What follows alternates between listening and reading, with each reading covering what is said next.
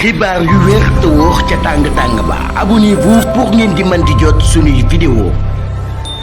mbégte ak bànneex la ñu am yéen ñi nga xam ne yéen a ñuy topp ci chaîne bi di Buzz 221 HD ni ñu koy defee saa su ne rek di leen indil ay xibaar la ci gën a fees. Maître Bamba Cissé di avocat ci ki nga xam ne nag moom moo di njiital Pastef waaye itam nekk premier ministre bu Sénégal moom moo nekkoon li nga xam ne nag moom moo di ganu grand jury ba nga xam ne nag ñu ngi koy amalee foofee ci RFM yëkkati na ay kàddu ginnaaw bi ko journaliste bi laajee ci protocole bi dox ci diggante ki nga xam ne nag moom moo di njiitu réew ma woon di Macky Sall ak ki nga xam ne nag moom moo di Ousmane Sonko waral mu daal di génn la nga xam ne nag moom moo di prison moom nag Maître Bamba Cissé daal dina ciy tontu di wax na nag ñi nga xam ne dañuy wax protocole dox na ci diggante ki nga xam ne moom moo di Ousmane Sonko ak Macky Sall loolee dara nekku ca dëgg te loole nag bu amoon ki nga xam ne nag moom moo di Ousmane Sonko du sant li nga xam ne nag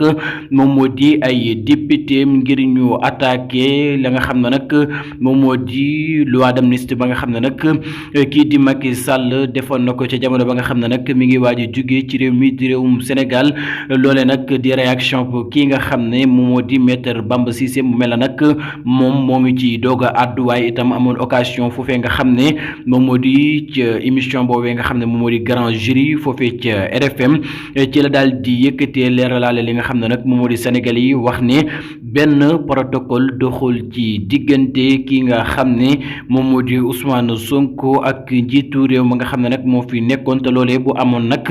danañu gis ne ki nga xam ne nag moom moo di Ousmane Sonko du sant benn yoon ñi nga xam ne nag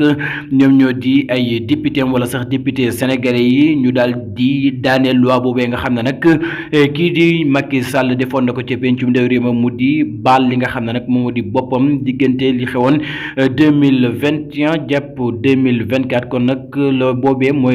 loolu mooy réaction pour ki nga xam ne moom moo di Maître Bamba Cissé di avocat ci ki nga xam ne moom moo di Ousmane Sonko di premier ministre bu Sénégal.